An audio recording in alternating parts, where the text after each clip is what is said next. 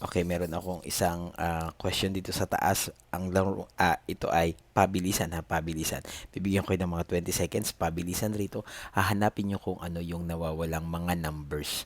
Pero yung isang number ibibigay ko, then yung isang number ilagay nyo sa comment section. Okay? Bibigyan ko kayo ng mga 20 seconds ha. So, para hanapin yun sila yung mga numbers. Then yung sagot ilagay nyo sa comment section. So, 20 seconds.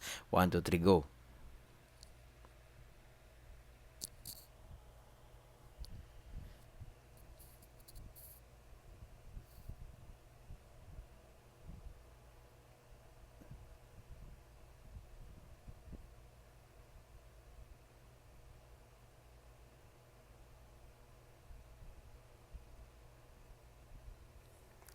Time is up. Okay.